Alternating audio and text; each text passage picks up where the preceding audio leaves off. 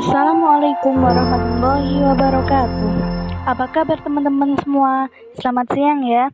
Di sini dari kelompok 6 akan membahas tentang penggunaan ejaan dan penulisan kata dalam karya tulis ilmiah. Sebelumnya, saya akan memperkenalkan anggota kelompok kami terlebih dahulu. Yang pertama ada Nur Lailatin Nisfah, NIM 132. Yang kedua ada Siti Nasiratul Ma'isah, NIM 134. Yang ketiga ada Haniam Maria Rizkia, NIM 138, dan yang terakhir ada Safidia Meilani, NIM 139. Silahkan simak video berikut ini. Terima kasih. Dalam penulisan karya tulis ilmiah bukan hanya persoalan materi, ide, atau gagasan yang disampaikan, melainkan persoalan bahasa yang khususnya kekurang cermatan pemakaian ejaan menjadi persoalan untuk dapat menghasilkan karya tulis ilmiah yang berkualitas. Sebab penulisan karya tulis ilmiah merupakan salah satu aktivitas berbahasa atau yang pada hakikatnya tidak dapat diabaikan persoalan ejaan. Dalam hal ini, ejaan bahasa Indonesia yang dimaksud adalah EYD yang disempurnakan. Bahasa yang memiliki peranan yang sangat penting dalam kehidupan karena selain digunakan sebagai alat komunikasi secara langsung, bahasa juga dapat digunakan sebagai alat komunikasi secara tulisan. Nah, dengan demikian, penggunaan ejaan dan penulisan kata yang tepat pada karya tulis ilmiah diharapkan dapat diperhatikan agar saat menyusun suatu karya dalam karya tulis ilmiah dengan menggunakan ejaan yang tepat dan sesuai dengan EYD, dan penggunaan penulisan kata yang tepat dan sesuai diharapkan dapat menjadi acuan bagi seseorang dalam pembuatan karya tulis ilmiah. Nah, berdasarkan uraian di atas, pada makalah ini akan diulas lebih lengkap mengenai penggunaan ejaan dan penulisan kata dalam karya tulis ilmiah. Yang pertama, aturan penggunaan ejaan dalam karya tulis ilmiah. Ejaan menurut Kamus Besar Bahasa Indonesia atau KBBI ialah kaidah-kaidah atau cara menggambarkan bunyi. Yang dimaksud ini adalah kata, kalimat, dan sebagainya dalam bentuk tulisan atau huruf-huruf, serta penggunaan tanda baca. Ejaan menurut bahasa yaitu seperangkat aturan atau kaidah pelambang bunyi bahasa, pemisahan, penggabungan, dan penulisannya dalam suatu bahasa. Sedangkan ejaan menurut istilah yakni suatu kaidah yang harus dipatuhi oleh pemakai bahasa demi keteraturan dan keseragaman hidup, terutama dalam berbahasa tulis. Nah, ejaan yang berlaku saat ini dinamakan ejaan yang disempurnakan atau EYD. Asas EYD meliputi kata pada gabungan kata yang dipertahankan kemandiriannya, tidak digabung kata pasangannya. Misalnya di kantor, ada beberapa gabungan kata yang terdapat pada asas EYD, di antaranya adalah sebagai berikut. Yang pertama, imbuhan. Imbuhan digabungkan dengan kata yang imbuhannya seperti dikirimkan atau ditulis. Yang kedua, ada bubuhan, digabung dengan kata yang dibubuhnya seperti pasca panen, antar kota, dan makroekonomi. Yang ketiga, gabungan kata. Gabungan kata yang mendapat imbuhan atau akhiran ditulis terpisah seperti memberitahu, beritahukan, bertanda tangan. Yang keempat, ada gabungan kata yang menjadi apitan atau awalan dan akhiran, ditulis sebagai suatu kata seperti memberitahukan, menandatangani, pertanggungjawaban. Kata asing, judul buku, judul majalah, judul makalah. Nah, yang kelima ini ditulis dalam teks digaris bawahi atau dicetak miring. Yang keenam, judul artikel, diapit oleh tanda kutip atau dicetak tebal, dan setiap katanya diawali dengan huruf kapital kecuali kata depan dan kata hubung. Yang ketujuh, ada bab yang merujuk pada nama bab. Dalam teks ditulis dengan menggunakan huruf kapital. Misalnya, hampir semua bab dalam buku ini membahas pembangunan daerah kecuali bab 2 yang membahas ekonomi daerah.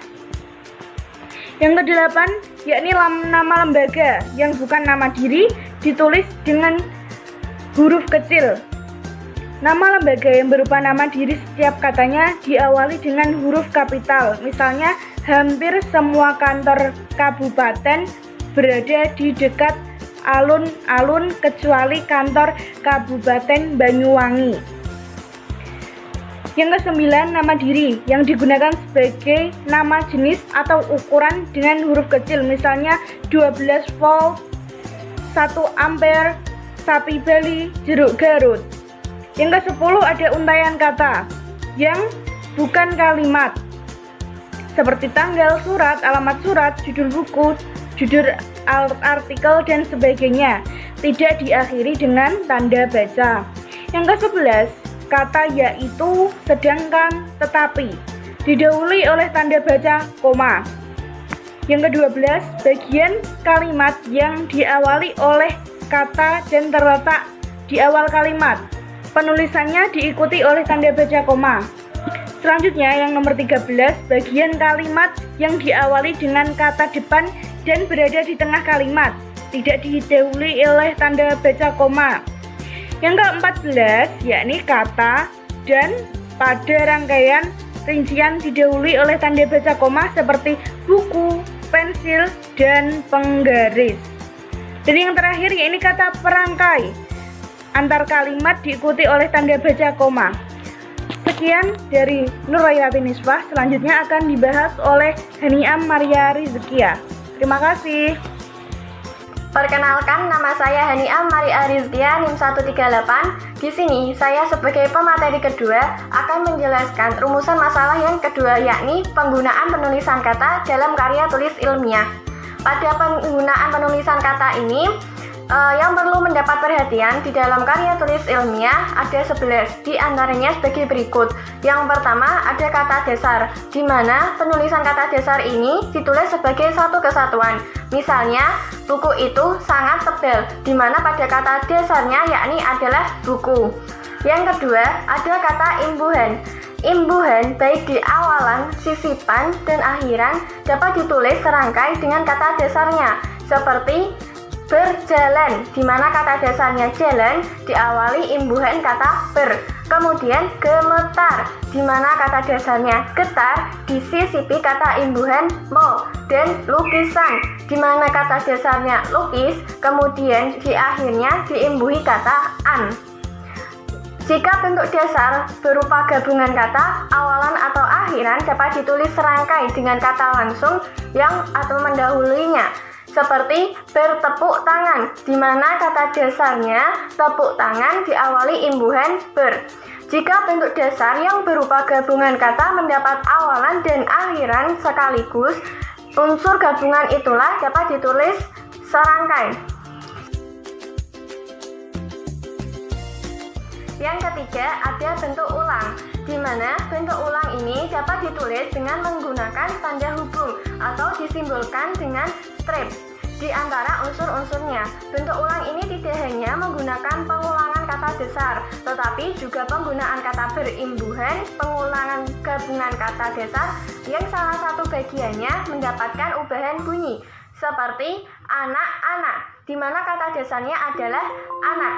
Yang kedua, sayur-mayur, di mana kata dasarnya sayur, kemudian mendapatkan pengulangan gabungan kata dasar yang salah satu bagiannya mendapatkan ubahan bunyi. Yang keempat, ada gabungan kata. Unsur gabungan kata yang lazim disebut dengan kata majemuk, termasuk istilah khusus, dapat ditulis seperti duta besar, kambing hitam, simpang 4. Kemudian, gabungan kata yang dapat menimbulkan salah pengertian ditulis dengan membubuhkan kata hubung di antara unsur-unsurnya, seperti ibu, strip, bapak, kami. Seharusnya ibu, bapak, strip, kami. Selanjutnya, gabungan kata yang penulisannya terpisah tetap ditulis terpisah jika mendapatkan kata imbuhan di awalan atau akhiran, seperti bertepuk tangan, di mana berimbuhan kata ber, tepuk tangan itu ditulis terpisah. Gabungan kata yang mendapat awalan dan akhiran sekaligus ditulis serangkai, seperti dilipat gandakan, di mana berimbuhan kata di awal dan kata kan di akhir. Kemudian gabungan kata yang sudah padu ditulis serangkai, seperti kata kacamata itu sudah satu kata, bukan kaca spasi mata.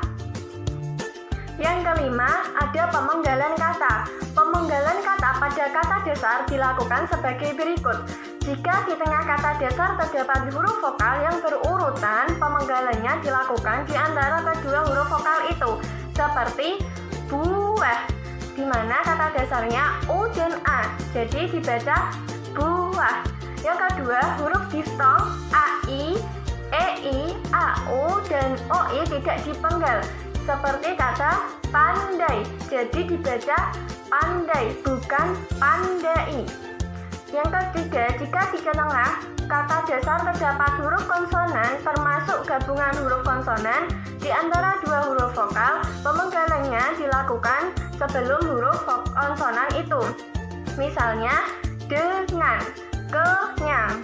Yang selanjutnya, jika di tengah kata dasar terdapat dua huruf konsonan yang berurutan, pemenggalannya dilakukan di antara kedua huruf konsonan itu, seperti mandi, man, kemudian baru di. Yang kelima, jika di tengah kata dasar terdapat tiga huruf konsonan atau lebih yang masing-masing melambangkan satu bunyi, di mana pemenggalannya dilakukan di antara huruf konsonan yang pertama dan huruf konsonan yang kedua, seperti bentrok, bentrok. Pemenggalan kata turunan sedapat-dapatnya dilakukan di antara bentuk dasar dan unsur pembentuknya. Misalnya, strip, tanggung jawabkan, memper, strip, tanggung jawabkan, mempertanggung jawab, strip, kan. Selanjutnya, jika sebuah kata terdiri dari atas dua unsur atau lebih dari salah satu unsurnya itu dapat bergabung dengan unsur lain, pemenggalannya dilakukan di antara unsur-unsur itu. Tiap unsur gabungan itu dipenggal seperti kata dasar. Misalnya, biodata, jika dipenggal bio, strip, data. Jika dipenggal seperti kata dasar, bi, strip, o, strip, da, strip, ta. Kemudian nama orang yang terdiri atas dua unsur atau lebih pada akhir baris dipenggal di antara unsur-unsurnya. Misalnya, lagu Indonesia Raya diciptakan oleh Rudolf Supratman atau dikenal sebagai W.R. Supratman. Selanjutnya, yang keenam ada kata depan. Kata depan seperti di, ke, dan dari ditulis terpisah dari kata yang mengikutinya. Misalnya, kain itu disimpan di dalam lemari. Di dalam, di-nya dipisah. Mari kita berangkat ke kantor. Ke kantor, ke, pisah, baru kantor. Cincin itu terbuat dari emas. Dari spasi emas. Nama saya Safidia Mailani, NIM 139. Di sini saya akan melanjutkan penjelasan dari Mbak Haniam. Selanjutnya yang ketujuh yaitu partikel. Partikel lah, kah, dan tah ditulis serangkai dengan kata yang mendahuluinya. Misalnya, bacalah buku itu baik-baik. Selanjutnya yaitu partikel pun ditulis terpisah dari kata yang mendahuluinya. Misalnya, apapun permasalahan yang muncul, dia dapat mengatasinya dengan bijaksana.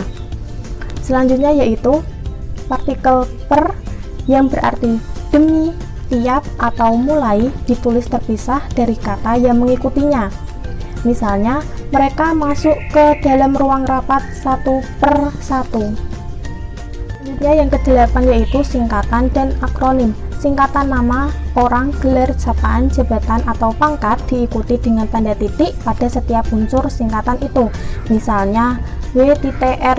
Supratman yang berarti Wakil Rudolf Supratman. Singkatan yang terdiri atas huruf awal setiap kata nama lembaga pemerintah dan ketatanegaraan lembaga pendidikan, badan atau organisasi, serta nama dokumen resmi ditulis dengan huruf kapital tanpa tanda titik. Misalnya yaitu NKRI, Negara Kesatuan Republik Indonesia. Singkatan yang terdiri atas huruf awal setiap kata yang bukan nama diri ditulis dengan huruf kapital tanpa tanda titik. Misalnya KTP, Kartu Tanda Penduduk. Singkatan yang terdiri atas 3 huruf atau lebih diikuti dengan tanda titik, yang misalnya HLM titik, itu artinya halaman. Singkatan yang terdiri atas 2 huruf yang lazim dipakai dalam surat menyurat, masing-masing diikuti oleh tanda titik, misalnya A.N. yang berarti atas nama. Selanjutnya yaitu lambang kimia, singkatan satuan ukuran, takaran, timbangan, dan mata uang tidak diikuti tanda titik, misalnya L itu liter. Akronim nama diri yang terdiri atas huruf awal setiap kata ditulis dengan huruf kapital tanpa tanda titik, misalnya BIN, Badan Intelijen Negara. Selanjutnya yaitu akronim nama diri yang berupa gabungan suku kata atau gabungan huruf dan suku kata dari deret kata ditulis dengan huruf awal kapital, misalnya Bulog, B depan dengan huruf kapital yang artinya Badan Urusan Logistik. Selanjutnya yaitu akronim bukan nama diri yang berupa gabungan huruf awal dan suku kata atau gabungan suku kata ditulis dengan huruf kecil, misalnya IPTEK, itu tulisannya kecil semua yang berarti ilmu pengetahuan dan teknologi. Selanjutnya yang ke-9 yaitu angka dan bilangan. Angka Arab atau angka Romawi lazim dipakai sebagai lambang bilangan atau nomor. Bisa dilihat di makalah angka Arab dan angka Romawi seperti apa. Selanjutnya yaitu bilangan dalam teks yang dapat dinyatakan dengan 1 atau 2 kata ditulis dengan huruf, kecuali jika dipakai secara berurutan seperti dalam perincian. Misalnya, mereka menonton drama Korea itu sampai 3 kali. Selanjutnya, bilangan pada awal kalimat ditulis dengan huruf. Misalnya, 50 siswa teladan mendapat beasiswa dari pemerintah daerah. 50 itu ditulis dengan kata. Apabila bilangan pada awal kalimat tidak dapat dinyatakan dengan 1 atau 2 kata susunan kalimatnya, bisa diubah. Misalnya, panitia mengundang 250 orang peserta. Selanjutnya yaitu angka yang menunjukkan bilangan besar dapat ditulis sebagian dengan huruf supaya lebih mudah dibaca. Misalnya, perusahaan itu baru saja mendapat pinjaman 550 miliar rupiah. Selanjutnya, angka dipakai untuk menyatakan yang pertama itu dengan ukuran panjang, berat, luas, isi, dan waktu serta. Misalnya seperti 4 hektar, 2 tahun, 6 bulan, 5 hari. Selanjutnya yang kedua, ada nilai uang, bisa dituliskan dengan yang diawali dengan Rp, misalnya Rp 5.000 rupiah. Selanjutnya angka dipakai untuk menomori alamat seperti jalan, rumah, apartemen, atau kamar. Misalnya alamat Tanah Abang 1 nomor 15. Selanjutnya yaitu angka dipakai untuk menomori bagian karangan atau ayat kitab suci. Misalnya surat Yasin .29 yang berarti dalam surat Yasin ayat ke-9. Selanjutnya penulisan bilangan dengan huruf dilakukan sebagai berikut. Yang pertama ada bilangan utuh, itu contohnya angka 12. Yang selanjutnya ada bilangan pecahan yaitu setengah atau 1/2. Selanjutnya penulisan bilangan tingkat dapat dilakukan dengan cara berikut, misalnya Perang Dunia II dituliskan dengan huruf Romawi juga bisa, dengan kata kedua juga bisa, atau kedua dengan huruf 2. Selanjutnya yaitu penulisan angka yang mendapat akhiran an dilakukan dengan cara berikut, yang misalnya 5 lembar uang 1000-an belakangnya ada tambahan an. Selanjutnya yang ke-10 yaitu kata ganti ku, kau, ku, mu, dan nya. Kata ganti ku dan kau ditulis serangkai dengan kata yang mengikutinya. Misalnya, rumah itu telah ku jual, majalah itu boleh kau baca. Sedangkan ku, mu, dan nya ditulis serangkai dengan kata yang mendahuluinya. Misalnya, bukuku, bukumu, dan bukunya tersimpan di perpustakaan, atau rumahnya sedang diperbaiki. Selanjutnya yang ke-11 yaitu kata sandang si dan sang. Kata si dan sang ditulis terpisah dari kata yang mengikutinya. Misalnya, surat itu dikembalikan kepada si pengirim. Ibu itu menghadiahi sang suami kemeja batik.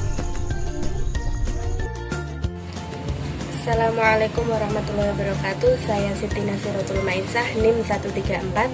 Di sini saya akan melanjutkan penjelasan dari Mbak Safidia Meilani. Nah, materi yang terakhir yakni pemakaian tanda baca dalam karya tulis ilmiah. Ada beberapa pemakaian tanda baca di dalam karya tulis ilmiah. Di antaranya ada 15 bagian. Namun, tidak semua bagian kita bahas. Yang kita bahas di sini hanya 7. Di antaranya tanda titik, tanda koma, tanda titik koma, tanda titik 2, tanda pisah, tanda petik ganda, dan tanda petik tunggal. Tanda titik biasanya dipakai di belakang huruf atau angka dalam suatu bagan. Seperti contoh 2.1. Terus tanda titik juga dipakai untuk memisahkan angka jam, menit, dan detik yang menunjukkan jangka waktu. Misalnya 1.30 yang artinya 1 jam 30 menit. Terus tanda titik juga dipakai di antara nama penulis, judul penulis, dan tempat terbit dalam daftar pustaka. Yang kedua, tanda koma. Tanda koma biasanya dipakai di antara unsur-unsur dalam suatu rincian atau pembilangan. Misalnya, ibu membeli sayur, daging, dan tahu. Tanda koma juga dipakai untuk memisahkan kalimat setara yang satu dari kalimat setara berikutnya yang didahului oleh kata tetapi, melainkan, sedangkan, dan misalnya. Tanda koma juga dipakai untuk mengapit keterangan tambahan yang sifatnya tidak membatasi. Contoh, Dewa Mada Barata, Gubernur Bali melakukan sidak ke beberapa daerah kabupaten. Yang ketiga, tanda titik koma. Tanda titik koma dapat dipakai untuk memisahkan bagian-bagian kalimat sejenis dan setara, dan dapat dipakai sebagai pengganti kata penghubung. Yang keempat, tanda titik 2. Tanda titik 2 biasanya dipakai pada akhir suatu pernyataan lengkap jika diikuti rangkaian atau pemerian.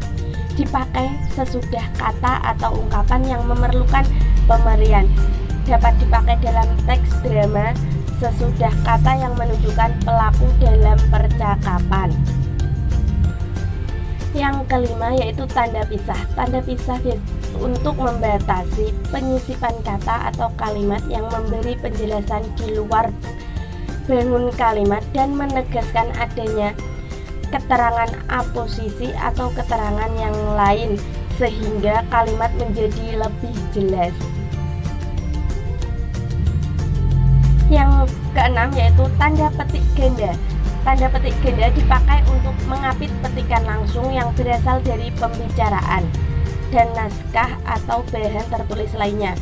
Biasanya dipakai untuk mengapit judul syair, keterangan, atau bab buku yang dipakai dalam kalimat, dan dipakai untuk mengapit istilah ilmiah yang kurang dikenal atau kata yang mempunyai arti khusus. Yang terakhir yakni tanda petik tunggal. Tanda petik tunggal dipakai untuk mengapit petikan yang tersusun di dalam petikan lain dan dipakai untuk mengapit makna terjemahan atau penjelasan kata dan bisa digunakan untuk ungkapan asing. Terima kasih, cukup itu yang bisa saya sampaikan, kurang lebihnya mohon maaf. Terima kasih buat teman-teman yang telah menyaksikan video ini dari awal hingga akhir. Selanjutnya, jika ada kekurangan dalam video kami sangat mohon kritik dan sarannya. Akan tetapi, jika teman-teman merasa video ini sangat berguna, teman-teman boleh menekan tombol share.